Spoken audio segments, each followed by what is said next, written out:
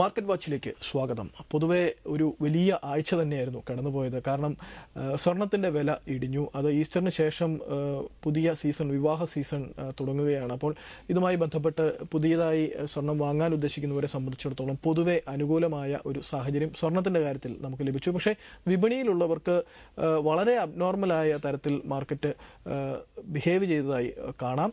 എന്തായാലും കൂടുതൽ കാര്യങ്ങൾ ചർച്ച ചെയ്യുന്നതിനായി hedge equity CEO N Bhuvanendran ചേരുന്നു. ശ്രീ ഭുവനേന്ദ്രൻ, തീർച്ചയായും മാർക്കറ്റ് വളരെ ഇറാഷണലായിട്ടും യുക്തിസഹമല്ലാതെയുമാണ് പെരുമാറിയതെന്ന് പറയേണ്ടി വരും. കാരണം ഒരു 5700 ലെവലുകളിലേക്ക് റീബൗണ്ട് ചെയ്ത മാർക്കറ്റ് അതിനുശേഷം തുടർച്ചയായി എന്ത് പൊളിറ്റിക്കൽ ഇൻസ്റ്റെബിലിറ്റി പറഞ്ഞാലും അത്ര വലിയ പ്രശ്നമൊന്നും സ്ട്രക്ചറലായോ ഫണ്ടമെൻ്റലായോ ഈ രാജ്യത്തില്ല എന്നുള്ള കാര്യം എല്ലാവർക്കും അറിയാവുന്നതാണ്. മാത്രവുമല്ല, കറണ്ട് അക്കൗണ്ട് ഡെഫിസിറ്റ് അത് കുറയ്ക്കുന്നതിന് വേണ്ടി ഇപ്പോൾ വ്യാപാര നയം വരും, അതിൽ കയറ്റുമതിക്ക് ഊന്നൽ നൽകും, ഒപ്പം തന്നെ അതുവഴി രൂപ കരുത്താർജിക്കും. ഇതിനെല്ലാം പുറമെ സ്വർണ്ണവില ഇടിയുന്നു, അതുവഴി ഇങ്ങോട്ട് ഇമ്പോർട്ട് ചെയ്യുന്ന സ്വർണത്തിൻ്റെ വിലകൾ കുറയും. അപ്പോൾ എങ്ങനെ നോക്കിയാലും രൂപ കരുത്താർജിക്കാനും നമ്മുടെ മൊത്തത്തിലുള്ള ധനക്കമ്മി കുറയാനുമുള്ള സാധ്യത നിലനിൽക്കെയാണ് വളരെ വൈരുദ്ധ്യാത്മകമായ ഈ നിലപാട്. ഒപ്പം തന്നെ അമേരിക്കയിലെ സ്റ്റോക്ക് എക്സ്ചേഞ്ചായ Dow Jones all time high cut ചെയ്തു. ജപ്പാനിലെ നിക്കൈ വലിയ രീതിയിൽ മുന്നേറി, അതും ഓൾ ടൈം 13,000 കടന്ന് അതും ഓൾ ടൈം ഹൈയിലേക്ക് വന്നു. അങ്ങനെ ആഗോള വിപണികളെല്ലാം വളരെ പോസിറ്റീവായിട്ട് നിൽക്കുമ്പോൾ ഇത്തരം ഒരു വൈരുദ്ധ്യം വരുന്നത് എന്തുകൊണ്ടാണ്? ഒരു അൺസർട്ടനിറ്റി മാർക്കറ്റിൽ ഇപ്പോഴും നിലനിൽക്കുന്നുണ്ട്. എനിക്ക് തോന്നുന്നത് പൊളിറ്റിക്കൽ അൺസർട്ടനിറ്റി ആയിരിക്കാമെന്ന് തോന്നുന്നു. പിന്നെ ഈ മാർക്കറ്റിനെ ഡ്രൈവ് ചെയ്ത് കൊണ്ടുവന്നത് FIs തന്നെയാണ്. നമുക്ക് മറക്കാൻ സാധിക്കില്ല. ആ FIസിൻ്റെ ഒരു ഫ്ലോ കൊണ്ട് തന്നെയാണ് മാർക്കറ്റ് ഇത്രയും ഈ 6,000 മുകളിലേക്കൊക്കെ വരാനുള്ള ഒരു പ്രധാന റീസൺ. അപ്പോൾ റീസെൻ്റ് ആയിട്ട് എന്താ സംഭവിച്ചതിൽ ഏപ്രിലോട് കൂടി തന്നെ FIസിൻ്റെ ഫ്ലോയിൽ ഒരു കാര്യമായുള്ള കുറവ് സംഭവിച്ചു. അതേപോലെ തന്നെ ഡൊമസ്റ്റിക് ഇൻസ്റ്റിറ്റ്യൂഷൻ സെല്ലിംഗ് സൈഡിലുമായി. ഈ റീസൺ കൊണ്ടാണ് മാർക്കറ്റ്, അതുപോലെ ഓപ്പറേറ്റേഴ്സ് സെല്ലിംഗ് സൈഡിൽ, കാരണം പോസിറ്റീവ് ട്രിഗേഴ്സ് ഒന്നും ഇല്ലാത്തത് കൊണ്ട് തന്നെ ഓപ്പറേറ്റേഴ്സ് വളരെ ശക്തമാണ്. അവർ ഷോർട്ട് സെല്ലിംഗ് നടത്തി. രണ്ടാമത് നിഫ്റ്റി ഫ്യൂച്ചേഴ്സിലെ FIs സെല്ലിംഗ് ആണ്. അതുപോലെ ഡൊമസ്റ്റിക് ഇൻസ്റ്റിറ്റ്യൂഷൻ സെല്ലിംഗ്. അപ്പോൾ ടോട്ടലി എല്ലാവരും സെല്ലിംഗ് മോഡിലേക്ക് മൂവ് ചെയ്തു. റീറ്റെയിൽ ഇൻവെസ്റ്റേഴ്സ് മാത്രമാണ് സ്റ്റോക്ക് ആവറേജ് ചെയ്ത് കൊണ്ടുപോകുന്നത്. പക്ഷേ അവരുടെയൊക്കെ സ്ട്രെങ്ത് എന്ന് പറയുന്നത് വളരെ ചെറിയ സ്ട്രെങ്ത് മാത്രം. അതൊന്നും മാർക്കറ്റിനെ ഇൻഫ്ലുവൻസ് ചെയ്യാനുള്ള സ്ട്രെങ്ത് ഈ റീറ്റെയിൽ ഇൻവെസ്റ്റേഴ്സിനില്ല. അതാണ്. അപ്പോൾ FI ഡ്രിവൺ മാർക്കറ്റാണ്, അതല്ലെങ്കിൽ ഇൻസ്റ്റിറ്റ്യൂഷൻ ഡ്രിവൺ മാർക്കറ്റാണ്. അപ്പോൾ FIs സ്റ്റോക്ക് മാർക്കറ്റിൽ നിന്ന് മാറി നിന്നു. അതുതന്നെയാണ് ഇപ്പോഴത്തെ ഈ ഒരു ഡ്രോപ്പിന് പ്രധാനപ്പെട്ട കാരണം. ഇപ്പോൾ നമ്മളൊരു മേജർ സപ്പോർട്ട് ലെവലായിട്ട് നേരത്തെ പറഞ്ഞിരുന്നു 5,700 ആയിരുന്നു. അവിടുന്ന് ഒരു ബൗൺസ് ബാക്ക് മാർക്കറ്റിൽ പലപ്പോഴും പ്രതീക്ഷിച്ചു. ഈവൻ ഈ വീക്ക് പോലും 5,700 മുകളിലേക്ക് വന്നെങ്കിലും 750, 780 എന്ന് പറയുന്ന ക്രൂഷ്യൽ റെസിസ്റ്റൻസ് ബ്രേക്ക് ചെയ്യാൻ മാർക്കറ്റിന് കഴിഞ്ഞില്ല. വീണ്ടും താഴേക്ക് പോകുന്ന ഒരു സാഹചര്യമുണ്ടായി. ഈ 5,700 എന്ന് പറയുന്ന ക്രൂഷ്യൽ പോയിന്റ് തന്നെയായിരുന്നു. എന്നാൽ അതിനുശേഷമാണ് പൊളിറ്റിക്കൽ സിറ്റുവേഷനിൽ വളരെയധികം മാറ്റങ്ങൾ സംഭവിച്ചു. കാരണം DMK സെൻട്രൽ മിനിസ്ട്രിയുടെ സപ്പോർട്ട് വിഡ്രോ ചെയ്തു. RBI മാർക്കറ്റിൻ്റെ പ്രതീക്ഷയ്ക്കൊത്ത് റേറ്റ് കട്ട് കൊണ്ട് ഈ രണ്ട് നെഗറ്റീവ് ന്യൂസ് മാർക്കറ്റിൽ നിലനിൽക്കുകയാണ് ഇപ്പോഴും. അപ്പോൾ DMKയുടെ ത്രെട്ട് ഇപ്പോഴും നിലനിൽക്കുന്നു. അതുപോലെ പോളിസി ഡിസിഷൻസ്, ഇപ്പോൾ ഈ ചിദംബരം കൊണ്ടുവന്നിരിക്കുന്ന റിഫോംസ് എഫക്റ്റീവായി നടപ്പിലാക്കാൻ സാധിക്കുമോ എന്നുള്ള ഒരു അൺസർട്ടനിറ്റി FIസിൻ്റെ മുന്നിൽ നിലനിൽക്കുന്നു. അതുകൊണ്ട് തന്നെയാണ് FIs തൽക്കാലം ആക്റ്റീവ് ബൈയിങ്ങിൽ നിന്നും മാറി നിഫ്റ്റി ഷോർട്ട് പൊസിഷനിലേക്ക് പോയത്. അതാണ് ഇപ്പോൾ മാർക്കറ്റിനെ എഫക്റ്റ് ചെയ്തിരിക്കുന്ന ഒരു റീസൺ എന്ന് പറയുന്നത്. ഈ FIസിൻ്റെ ഒരു വിഡ്രോവൽ തന്നെയാണ് മാർക്കറ്റ് താഴേക്ക് പോകാനുള്ളൊരു പ്രധാന റീസൺ. എന്തുതന്നെയായാലും നേരത്തെ സൂചിപ്പിച്ച പോലെ വളരെ യുക്തിസഹമല്ലാത്ത ഒരു പ്രവണതയാണ് ഇപ്പോൾ മാർക്കറ്റുകൾ കാണുന്നത്. എങ്കിലും ഇനി ഒരു അടുത്ത ആഴ്ച ഗതി ഇതുതന്നെയായിരിക്കുമോ? അതെ, ഞാനിപ്പോഴും വിശ്വസിക്കുന്നത് വാല്യുവേഷൻ ഫെയർ ആണ്, അല്ലെങ്കിൽ വാല്യുവേഷൻ ഡിസ്കൗണ്ട് ആണ് എന്ന് തന്നെയാണ്. ഒരു റീറ്റെയിൽ ഇൻവെസ്റ്ററെ സംബന്ധിച്ച് എന്താണ് ചെയ്യേണ്ടത്? ഒരു ഇൻവെസ്റ്റ്മെൻറ്റ് ടൂൾ എന്ന് പറയുന്നതിൻ്റെ വാല്യുവേഷനാണ്. അത് അട്രാക്റ്റീവ് ആണോ ആ സ്റ്റോക്കിൽ ഇൻവെസ്റ്റ് ചെയ്തുകൊണ്ടേയിരിക്കുക. കാരണം ഇപ്പോൾ സനൽ ചോദിച്ച ഒരു ക്വസ്റ്റ്യൻ എന്ന് പറയുന്നത് നെക്സ്റ്റ് വീക്ക് മാർക്കറ്റ് ഇതേ സ്ഥിതി കണ്ടിന്യൂ ചെയ്യുമോ എന്നാണ്. എനിക്ക് തോന്നുന്നു ഇതിലും വ്യത്യസ്തമായുള്ള ഒരു മാർക്കറ്റിന് കാണാനുള്ള സാധ്യത കുറവാണ്. കാരണം ട്രിഗേഴ്സ് ഒന്നുമില്ല. അത് തന്നെയാണ് മാർക്കറ്റ്. ഈ 5,550 അല്ലെങ്കിൽ 5,500 എന്ന് പറയും. നമ്മൾ ഓരോ സപ്പോർട്ട് സോൺ പറയും.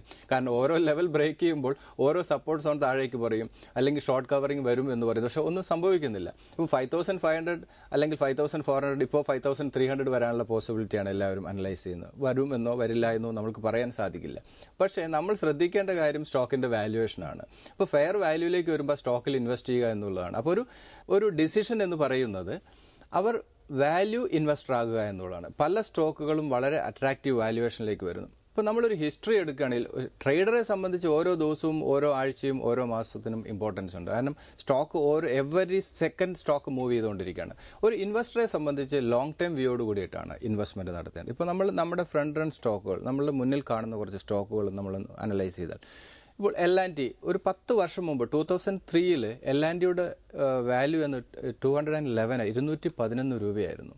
എന്നാൽ അതിനുശേഷം 2004 സ്പ്ലിറ്റ് വന്നു 1:5. ദെൻ 2000 അഗൈൻ അത് 2006 ബോണസ് കൊടുത്തു, 2008 1:1 ബോണസ് കൊടുത്തു. ടോട്ടലി ഇപ്പോൾ ഒരു ഷെയർ ഹോൾഡ് ചെയ്യുന്നവരെ സംബന്ധിച്ച് 20 ഷെയറാണ് ഹോൾഡ് ചെയ്യുന്നത്. അപ്പോൾ 21,000 ഇൻവെസ്റ്റ് ചെയ്ത ഇൻവെസ്റ്ററെ സംബന്ധിച്ച് 10 വർഷം കഴിയുമ്പോൾ കിട്ടുന്ന ഗെയിൻ എന്ന് പറയുന്നത് 27 lakhs ആണ്. അത് ഒരു ദിവസം കൊണ്ട് കിട്ടിയതല്ല. സ്റ്റേറ്റ് ബാങ്ക് ഓഫ് ഇന്ത്യ 260 ആയിരുന്നു റേറ്റ്, ഇന്ന് 2000 ലെവലിലാണ്. എനിക്ക് തോന്നുന്നു ഒരു 6 മാസം മുമ്പ് 3600 ലെവൽ വരെ പോയതാണ്. സിൻഡിക്കേറ്റ് ബാങ്ക് വളരെ ഫെമിലിയർ ആയിട്ടുള്ള ബാങ്കാണ്. 2003 അതിന്റെ റേറ്റ് 15 റുപ്പീസാണ്. ഇന്ന് 115 വന്നു. അപ്പോൾ 10 times ആണ് റിട്ടേൺ. അപ്പോൾ ഇൻവെസ്റ്റ്മെന്റ് എന്ന് പറയുന്നത് ലോങ് ടേം ആണ്. നമുക്കൊരു ചോദ്യത്തിലേക്ക് കിടക്കാം. പ്രദീപ്, അദ്ദേഹത്തിന്റെ ചോദ്യം, IDBI, DLF, Sun Pharma, ICICI bank 1000 രൂപയ്ക്കും താഴേക്ക് പോയിരിക്കുന്നു. മറ്റൊന്ന് JP associates, idea, Tata global. ഇത്രയും ഓഹരികൾ അദ്ദേഹം ഫണ്ടമെന്റലി സ്ട്രോങ് ആണ് എന്ന് അദ്ദേഹത്തിന് അറിയാം. പക്ഷേ ഇപ്പോഴത്തെ ഈ വിലത്തകർച്ചയൊക്കെ കണ്ട് ഭയപ്പെട്ടിരിക്കുകയാണ്. എനിക്ക് തോന്നുന്നു സൺഫാർമയും ഒരു പരിധി വരെ ടാറ്റ ഗ്ലോബലുമാണ് പിടിച്ചു നിൽക്കുന്നത്. ഒരു സ്റ്റോക്കുകൾ ഫണ്ടമെന്റലി വളരെ സൗണ്ടാണ്. ഇത് IDBI വാല്യുവേഷൻ വളരെ ഫെയർ വാല്യൂലാണ്. പക്ഷേ സ്റ്റോക്ക് കുറച്ച് നാളുകളായി സ്റ്റോക്കിന്റെ മൂവ്മെന്റ് വളരെ കുറവാണ്. അപ്പോൾ ഒരു റീറ്റെയിൽ ഇൻവെസ്റ്റർക്ക് ഒരു സേഫർ സ്റ്റോക്ക് എന്ന രീതിയിൽ, ഫെമിലിയർ ആയിട്ടുള്ള സ്റ്റോക്ക് എന്നുള്ള രീതിയിൽ ഇൻവെസ്റ്റ്മെന്റിന് പരിഗണിക്കാം. 77 and 71 മാർക്കറ്റിൽ നേരത്തെ പറഞ്ഞ പോലെ ഡ്രാസ്റ്റിക് ആയിട്ടുള്ള ഒരു ഡൗൺ വരികയാണെങ്കിൽ മാത്രമേ വരാൻ സാധ്യതയുള്ളൂ. പക്ഷേ ഒരു സേഫർ എൻട്രി 77 ലെവൽ ഒരു ഫെയർ വാല്യൂ അല്ലെങ്കിൽ ഒരു ഡിസ്കൗണ്ട് വാല്യൂ തന്നെയാണ്. ഒരു ഡിസ്ട്രസ് സെല്ലിംഗ് വരികയാണെങ്കിൽ 71 വരെ വരാം. 93 ആണ് IDBIയിൽ വരാവുന്ന ഒരു സ്ട്രോങ് റെസിസ്റ്റൻസ് ഏരിയ തന്നെയാണ് അത് 93. ദെൻ DLF ആണ് 215 and 198. ഇപ്പോഴത്തെ ഒരു വളരെ 290 നിന്നും വളരെ ഷാർപ്പായിട്ടുള്ള ഒരു കറക്ഷൻ സംഭവിച്ചുകൊണ്ടിരിക്കുകയാണ്. റിയാലിറ്റി സെക്ടറെല്ലാം തന്നെ അതിൻ്റെ ഒരു റിഫ്ലക്ഷൻ ഉണ്ട്. 215 and 198 ആണ് സേഫ് ആയിട്ടുള്ള രണ്ട് എൻട്രി എന്ന് പറയുന്നത്. മാർക്കറ്റ് 5300 പോകുകയാണെങ്കിൽ, ഈവൻ 5500 ലെവൽ ബ്രേക്ക് ചെയ്യുകയാണെങ്കിൽ വീണ്ടും താഴേക്ക് പോകാനുള്ള സാധ്യത കാണുന്നുണ്ട്. അതേസമയത്ത് തന്നെ ഒരു ബൗൺസ് ബാക്കിന് ഡ്യൂ ആയിക്കൊണ്ടിരിക്കുകയാണ്. അപ്പോൾ ഏത് സമയത്തും മാർക്കറ്റിൽ നമ്മൾ പ്രതീക്ഷിക്കാത്ത സമയത്ത് ഒരു തിരിച്ചുവരവ് മാർക്കറ്റിൽ ഉണ്ടാകാം. അതുകൊണ്ട് ഷോർട്ട് സെല്ലിംഗ് അത്രത്തോളം അഡ്വൈസബിൾ അല്ല. അപ്പോൾ 215 and 198 ലെവൽ വരികയാണെങ്കിൽ DLF സേഫ് ആയിട്ടുള്ള ഒരു ലോങ് ടൈം ബെറ്റാണ്. 258 ആണ് സ്റ്റോക്കിൽ ഇമ്മീഡിയറ്റ് വരാവുന്ന റെസിസ്റ്റൻസ്. ദെൻ സൺഫാർമയാണ്. സൺഫാർമയെ സംബന്ധിച്ച് ഈ വീക്ക് 5% ബെറ്റർ ആയിരുന്നു. കുറച്ച് പോസിറ്റീവ് ന്യൂസുകൾ ഈ സ്റ്റോക്കിലുണ്ട്. 840 and 800 സേഫർ എൻട്രി. 840, 800 ബിറ്റ്വീൻ ഈ ഒരു ലെവൽ സേഫർ എൻട്രി ലെവൽ തന്നെയാണ്. 930 ആണ് ഈ സ്റ്റോക്കിൽ ഇമ്മീഡിയറ്റ് വരാവുന്ന റെസിസ്റ്റൻസ്. ദെൻ ICICI ആണ്. ICICI ബിലോ 1000 മൂവ് ചെയ്തിരിക്കുകയാണ്. ഒരു റെഗുലേറ്ററി പെനാൽറ്റി വരാനുള്ള പോസിബിലിറ്റിയാണ് ആക്സിസ് ബാങ്കിലും അതുപോലെ ICICI ബാങ്കിലൊക്കെ ഒരു സെല്ലിംഗ് പ്രഷർ ക്രിയേറ്റ് ചെയ്ത്. വാല്യുവേഷൻ വളരെ ഫെയർ ആണ്. ബിലോ 1000 പോകുന്തോറും ഈ സ്റ്റോക്ക് അക്യുമുലേറ്റ് ചെയ്യുക എന്നുള്ള സ്ട്രാറ്റജിയാണ് നല്ലത്. ICICI ബാങ്ക് സേഫ് ആയിട്ടുള്ള ഒരു ബാങ്കിങ് സ്റ്റോക്ക് തന്നെയാണ്. പിന്നെ ഇൻവെസ്റ്റേഴ്സ് ശ്രദ്ധിക്കുക, ഒരിക്കലും ഒരു 1 വീക്കിന് അല്ലെങ്കിൽ 1 മന്തിൽ ഒരു റിട്ടേണിനുള്ള ഇൻവെസ്റ്റ്മെന്റിന് പറ്റിയ ഒരു സമയമല്ല ഇപ്പോൾ. മിനിമം എനിക്ക് തോന്നുന്നത് 2 to 3 years ടൈം ഫ്രെയിമോട് കൂടിയുള്ള ഒരു ലോങ് ടേം ഇൻവെസ്റ്റ്മെന്റ്. അതേ സമയത്ത് തന്നെ ചിലപ്പോൾ ഈ വർഷം തന്നെ വളരെ നല്ല റിട്ടേൺ ലഭിക്കാനുള്ള സാധ്യത. അപ്പോൾ ഒരിക്കലും ഒരു ലോൺ എടുത്ത് അതല്ലെങ്കിൽ പെട്ടെന്നൊരു ഗെയിനിന് വേണ്ടി ഒരു ഇൻവെസ്റ്റ്മെന്റ് ഇപ്പോഴത്തെ സാഹചര്യത്തിൽ അഡ്വൈസബിൾ അല്ല. അതിൻ്റെ ഒരു റീസൺ, പൊളിറ്റിക്കൽ അൺസർട്ടനിറ്റി നിലനിൽക്കുന്ന മാർക്കറ്റിൽ ഏതെങ്കിലും സാഹചര്യത്തിൽ ഒരു ഇലക്ഷൻ ഡിക്ലെയർ ചെയ്യുകയാണെങ്കിൽ മാർക്കറ്റിൽ ഷാർപ്പായിട്ടുള്ള ഫോൾ സംഭവിക്കാനുള്ള സാധ്യതയുണ്ട്. ഒരു കോഷ്യസ് അപ്രോച്ച് ആയിരിക്കും നല്ലത്. അതേസമയത്ത് നമ്മൾക്ക് ഓപ്പർച്യൂണിറ്റി മിസ്സാകാൻ പാടില്ല.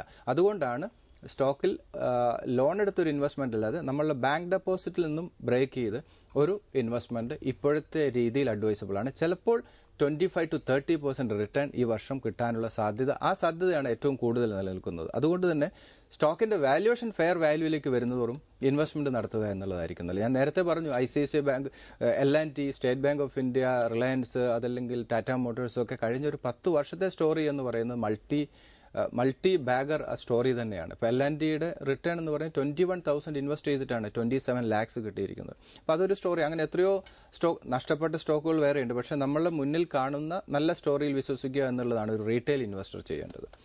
അതുപോലെ JP അസോസിയേറ്റ്സ് ആണ്. 59 and 54 രണ്ട് സപ്പോർട്ട് ലെവലാണ്. 72 ആണ് ഈ സ്റ്റോക്കിൽ ഇമ്മീഡിയറ്റ് വരാവുന്ന റെസിസ്റ്റൻസ്. ദെൻ ഐഡിയയിൽ കറക്ഷൻ വരാനുള്ള സാധ്യതയുണ്ട്. ഐഡിയ 98 and 93 സേഫ് ആയിട്ടുള്ളൊരു എൻട്രി തന്നെയാണ്. 115 ആണ് സ്റ്റോക്കിൽ ഇമ്മീഡിയറ്റ് വരാവുന്ന റെസിസ്റ്റൻസ്. ദെൻ ടാറ്റ ഗ്ലോബൽ, ഈ സ്റ്റോക്ക് അക്യുമുലേറ്റ് ചെയ്യുക, കാരണം ഇത് വളരെ ഫണ്ടമെന്റലി വളരെ സൗണ്ട് ആയിട്ടുള്ള ഒരു ലോങ് ടൈം സ്റ്റോറി തന്നെയാണ്. 121, 111 രണ്ട് സപ്പോർട്ട് ലെവലാണ്. 141 ആണ് ഈ സ്റ്റോക്കിൽ ഇമ്മീഡിയറ്റ് വരാവുന്ന റെസിസ്റ്റൻസ്. ഇദ്ദേഹത്തിന്റെ സ്റ്റോക്കുകളെല്ലാം തന്നെ ഫണ്ടമെന്റലി വളരെ സൗണ്ട് ആയിട്ടുള്ള സ്റ്റോക്കാണ്. ഈ സ്റ്റോക്കിൽ കണ്ടിന്യൂസ് ഇൻവെസ്റ്റ്മെന്റ് നടത്തുക. ഇദ്ദേഹത്തിന്റെ ഈ ലെവൽ വരുമ്പോൾ തീർച്ചയായിട്ടും ഈ സ്റ്റോക്കുകളൊക്കെ ഒന്നുകൂടി ആവറേജ് ചെയ്യുക. മറ്റ് ഇൻവെസ്റ്റേഴ്സിനും ഈ IDBI, DLF, സൺഫാർമ, അതുപോലെ തന്നെ ICICI bank, JP associates, idea, Tata global, ഇതെല്ലാം ഫണ്ടമെന്റലി വളരെ സൗണ്ട് ആയിട്ടുള്ള സ്റ്റോക്കാണ്. ഈ ലെവൽ വരുമ്പോൾ ഈ സ്റ്റോക്കുകളിൽ ഇൻവെസ്റ്റ്മെന്റ് നടത്തുക. നമുക്ക് സ്വർണത്തിന്റെ കാര്യം അറിയാനുണ്ട്, പക്ഷേ ഇടവേളയ്ക്ക് ശേഷം അത് നോക്കാം. മാർക്കറ്റ് വാച്ച് തുടരുന്നു. കേരളത്തെ സംബന്ധിച്ച് വലിയ രീതിയിൽ ഉപഭോഗം നടക്കുന്ന ഒരു കമ്മോഡിറ്റിയാണ് സ്വർണം. പുതിയ വിവാഹ സീസൺ ആരംഭിച്ചു കഴിഞ്ഞു. അപ്പോൾ പൊതുവെ നോക്കുമ്പോൾ വലിയ രീതിയിൽ തന്നെയാണ് ഇപ്പോഴും പവൻ്റെ വില നിൽക്കുന്നത്. എങ്കിലും something is better than nothing. ആ നിലയ്ക്ക് നോക്കിയാൽ ഒരു 10-600 രൂപയുടെ കുറവ് പവന് വന്നിട്ടുണ്ട്. അവിടെ അമേരിക്കൻ വിപണി നോക്കിയാൽ ഒരുപക്ഷെ 1600 ലെവലുകളിൽ നിന്നും താഴേക്ക് പോരുകയാണ്. തുടർച്ചയായി പോന്നുകൊണ്ടിരിക്കുകയാണ്. 1550 ലെവലുകളിൽ ഒരു സപ്പോർട്ട് പ്രതീക്ഷിക്കുന്നുണ്ട്. ഒരുപക്ഷെ അത് ഭേദിക്കപ്പെട്ടേക്കാം. കാരണം വലിയ രീതിയിലുള്ള സ്റ്റോക്ക് മാർക്കറ്റിലേക്ക് ഉള്ള പണം പമ്പിങ് അവിടെ നടന്നു തുടങ്ങിയിരിക്കുന്നു. ഈ വിലകൾ എങ്ങോട്ട് പോകാനാണ് സാധ്യത? ഈ US തന്നെയാണ്. US വരുന്ന ഡാറ്റകൾ പോസിറ്റീവാണ്, ഇക്കണോമിക് ഡാറ്റകൾ. അതുകൊണ്ടൊരു ഷിഫ്റ്റ് ഗോൾഡിൽ നിന്നും ഇതിലേക്ക് പോകുന്നു. ഇപ്പോൾ അഗൈൻ ഫ്രൈഡേ ഓരോ അൺഎംപ്ലോയ്മെന്റ് ഡാറ്റ പുറത്തു വരുന്നു. അത് ബെറ്റർ ആകുകയാണെങ്കിൽ വീണ്ടും ഗോൾഡ് കുറയാനാണ് ഇന്റർനാഷണലി ഗോൾഡിന്റെ പ്രൈസ് കുറയാനാണ് 1550 എന്ന് പറയുന്ന ഒരു സപ്പോർട്ട് സോണിലാണ് മൂവ് ചെയ്യുന്നത്. എനിക്ക് തോന്നുന്നു 1530 ഒരു മേജർ ഇമ്മീഡിയറ്റ് വരാവുന്ന ഒരു സപ്പോർട്ട് സോൺ. അവിടുന്ന് വീണ്ടും ഒരു റിക്കവറി ഉണ്ടാകാം. പക്ഷേ ഗോൾഡ് ഈ വർഷം ഗോൾഡ് അത്ര നല്ല പെർഫോമൻസ് കാഴ്ചവെക്കാനുള്ള സാധ്യത കുറവാണ്. കാരണം ഗ്ലോബലി തന്നെ ഇക്കണോമിക് സിറ്റുവേഷനിൽ ഒരു മാറ്റം സംഭവിക്കുന്നത് അത് തീർച്ചയായിട്ടും ഗോൾഡിൽ ഒരു സെല്ലിംഗ് വരാനും ഇക്വിറ്റിയിലേക്ക് ഒരു ഷിഫ്റ്റ് വരാനുള്ള ഒരു സാധ്യതയുണ്ട്. അതല്ലെങ്കിൽ ഗ്ലോബലി ഇക്കണോമിക് ഡാറ്റകൾ വരുന്നത് മോശമാകുകയാണെങ്കിൽ മാത്രമേ ഈ ഗോൾഡിന്റെ പ്രൈസ് ഇനി വീണ്ടും ഒരു ഹയർ ലെവലിലേക്ക് മൂവ് ചെയ്യാൻ സാധ്യതയുള്ളൂ. അപ്പോൾ ഇപ്പോഴത്തെ രീതിയിൽ ഇത് കണ്ടിന്യൂ ചെയ്യാൻ തന്നെയാണ് സാധ്യത. ചെറിയ ചെറിയ കറക്ഷൻസ് വരും, ചെറിയ ബൗൺസ് ബാക്ക് വരും. അതല്ലാതെ ഒരു ഷാർപ്പായിട്ടുള്ള ഒരു റിക്കവറി ഗോൾഡിൽ നമുക്ക് പ്രതീക്ഷിക്കേണ്ട എന്നാണ് എനിക്ക് തോന്നുന്നത്. ആദ്യം മാർക്കറ്റ് വാച്ച് തുടങ്ങിയപ്പോൾ തന്നെ പറഞ്ഞതുപോലെ 2013 ഏതായാലും സ്വർണത്തിന്റെ വർഷമല്ല എന്ന് പറഞ്ഞിരുന്നു. അതിനെ സാധൂകരിക്കുന്ന കാര്യങ്ങളാണ് വന്നുകൊണ്ടിരിക്കുമ്പോൾ ഗോൾഡ് അതിനുശേഷം കറക്ഷൻ സംഭവിച്ചുകൊണ്ടിരിക്കുകയാണ്. 2013 എന്ത് തന്നെയാണെങ്കിലും ഗോൾഡിന്റെ വർഷമാകാനുള്ള സാധ്യത കുറവാണ്. ഇക്വിറ്റിയുടെ വർഷമാകട്ടെ എന്ന് നമുക്ക് പ്രാർത്ഥിക്കാം. ഈ വർഷത്തിന്റെ രണ്ടാം പാദം അല്ലെങ്കിൽ സെക്കൻഡ് ഹാഫ് അങ്ങനെ വരട്ടെ എന്ന് പ്രതീക്ഷിക്കുന്നു. പക്ഷെ അവിടെ നമ്മൾക്ക് അതിനുശേഷം സംഭവിച്ച ശരിക്കും നല്ലൊരു മൂവ് ആയിരുന്നു.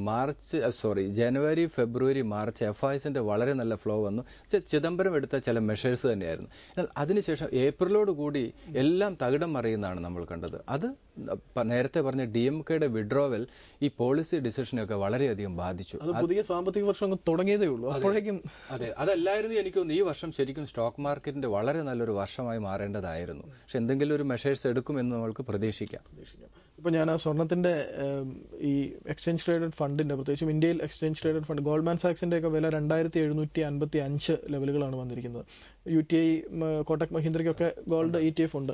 ഈ സാഹചര്യത്തിൽ ഈ ETF-ൽ നിക്ഷേപിക്കുന്നവർ ഭാഗികമായി നിക്ഷേപിച്ചാൽ മതിയോ, അതോ കുറച്ച് ഒറ്റയടിക്ക് ബൾക്ക് പർച്ചേസ് നടത്താൻ? അത് നമ്മൾ ജനുവരിയിൽ നമ്മൾ പറഞ്ഞല്ലോ, ഗോൾഡ് ഇൻവെസ്റ്റ്മെന്റിനുള്ള വർഷമാണിത്. അതൊരിക്കലും വൺ ടൈം അല്ല. ഏത് ഇൻവെസ്റ്റ്മെന്റും വൺ ടൈം അല്ല. നമ്മളത് ജനുവരിയിൽ തന്നെ പറഞ്ഞത് ഗോൾഡിൽ ഇൻവെസ്റ്റ് ചെയ്യാനുള്ള വർഷമാണ് വരുന്നത്. അപ്പോൾ അതൊരിക്കലും വൺ ടൈം അല്ല.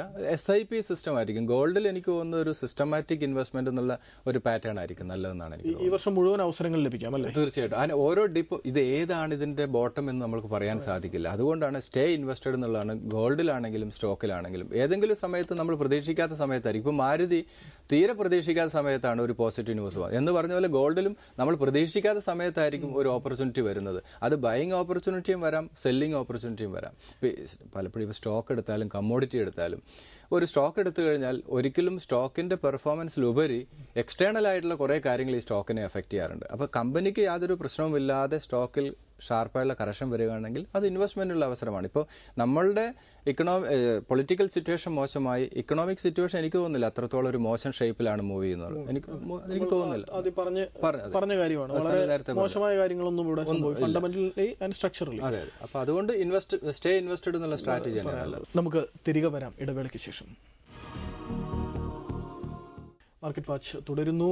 തീർച്ചയായും ഈ ഒരു താഴത്തേക്കുള്ള പോക്കിൽ ഏറ്റവും അധികം അഫക്റ്റ് ചെയ്യപ്പെട്ടതായി കാണുന്നത് മെറ്റൽ സൈക്കിൾ മോശമാണ് എന്നുള്ളതുകൊണ്ടായിരിക്കാം ഒരുപക്ഷെ ടാറ്റ സ്റ്റീൽ, ഹിൻഡാൽകോ, സെസാഗോവ, സ്റ്റെർലൈറ്റ് ഇൻഡസ്ട്രീസ് ഈ കമ്പനികളുടെ സ്ഥിതി വളരെ വളരെ മോശമാണ്. ഇനിയും വലിയ രീതിയിൽ താഴേക്ക് പോകും എന്നൊക്കെ പറയുന്നുണ്ട്. നമുക്ക് ഈ ഘട്ടം ഘട്ടമായി ഇൻവെസ്റ്റ്മെന്റ് അഡ്വൈസ് ചെയ്യാൻ പറ്റിയ ഓഹരികളുമാണ്, ഒരു സംശയവുമില്ല.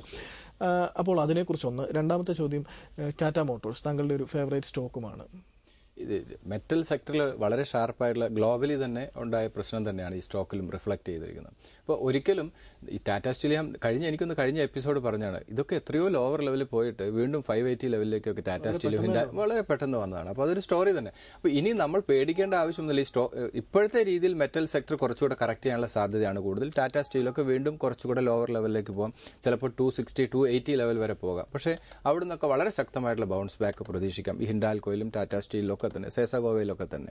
അപ്പോൾ ടാറ്റ സ്റ്റീൽ, ഹിൻഡാൽകോ എനിക്ക് തോന്നുന്നു വളരെ സേഫ് ആയിട്ടുള്ള രണ്ട് സ്റ്റോക്ക് തന്നെയാണ്. സ്റ്റേ ഇൻവെസ്റ്റഡ് എന്നുള്ള സ്ട്രാറ്റജി, ഓരോ ഡിപ്പും ക്യാപിറ്റലൈസ് ചെയ്യുക.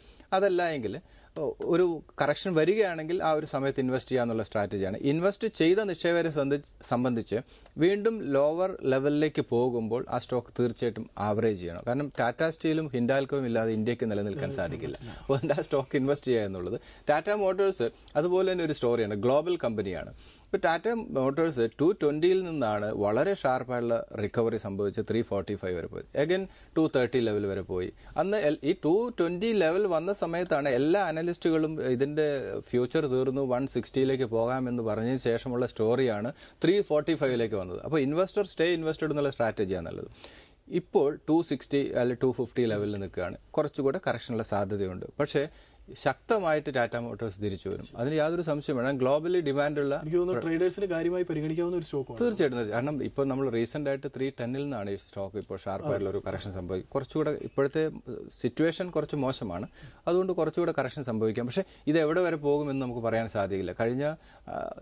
എനിക്ക് തോന്നുന്ന ദീപാവലിക്ക് നമ്മൾ റെക്കമെൻഡ് ചെയ്യുമ്പോൾ 270 ലെവലിലാണ് സ്റ്റോക്ക് റെക്കമെൻഡ് ചെയ്യുക. അതിനുശേഷമാണ് 345 ലെവൽ വരെ പോയത്. ദെൻ അഗൈൻ ഒരു ഓപ്പർച്യൂണിറ്റി കിട്ടുകയാണ്. ഏത് ലെവലിൽ നിന്ന് ഈ സ്റ്റോക്ക് ബൗൺസ് ബാക്ക് ചെയ്യുമെന്ന് നമുക്ക് പറയാൻ സാധിക്കില്ല. ഏറ്റവും നെഗറ്റീവ് ന്യൂസ് നിലനിൽക്കുന്ന സമയത്തും എല്ലാവരും സ്റ്റോക്ക് താഴെ പോകും എന്ന് പറയുന്ന സമയത്തും ഇൻവെസ്റ്റ് ചെയ്യുക എന്നുള്ള സ്ട്രാറ്റജിയാണ് ഏറ്റവും സക്സസ്ഫുൾ ആയിട്ടുള്ള സ്ട്രാറ്റജി. നന്ദി ഭുവനേന്ദ്രൻ. തീർച്ചയായും വിപണിക്ക് ഇപ്പോൾ അസുഖം ബാധിച്ചിരിക്കുകയാണ്. ഈ അസുഖം ബാധിച്ചിരിക്കുന്ന സമയത്ത് വേണം നമ്മൾ ഇൻവെസ്റ്റ്മെന്റ് നടത്താൻ. കാരണം എല്ലാ കാര്യങ്ങളും, എല്ലാ ഘടകങ്ങളും ഒരുപോലെ ഒന്നിച്ച് നന്നായി വരുന്ന ഒരു സാഹചര്യത്തിൽ ഒരുപക്ഷെ സെൻസെക്സും നമ്മൾ താല്പര്യപ്പെടുന്ന ഓഹരികളുടെയും വില വലിയ രീതിയിൽ ഉയർന്നു നിൽക്കുകയായിരിക്കും. അതുകൊണ്ട് ഇപ്പോൾ ഈ ചെറിയ ചെറിയ അസുഖങ്ങളും ജലദോഷങ്ങളും പനിയും ഒക്കെ പിടിച്ചിരിക്കുന്ന ഈ അവസരത്തിൽ ഇപ്പോൾ നേരത്തെ സൂചിപ്പിച്ചതുപോലെയുള്ള ടാറ്റ ഗ്രൂപ്പിന്റെ കമ്പനികൾ, ടാറ്റ സ്റ്റീൽ, ടാറ്റ മോട്ടോഴ്സ്, ഹിൻഡാൽകോ തുടങ്ങിയ വളരെ ബെസ്റ്റ് ആയിട്ടുള്ള, ഇന്ത്യക്ക് തന്നെ ലോകത്തിന് മുമ്പാകെ കാഴ്ചവെക്കാൻ കഴിവുള്ള ഏറ്റവും ബെസ്റ്റ് കമ്പനീസ് ധാരാളമുണ്ട്. ഇത്തരം കമ്പനികളിൽ സ്റ്റേ ഇൻവെസ്റ്റഡ്. അടുത്ത ആഴ്ച കാണാം. നന്ദി, നമസ്കാരം.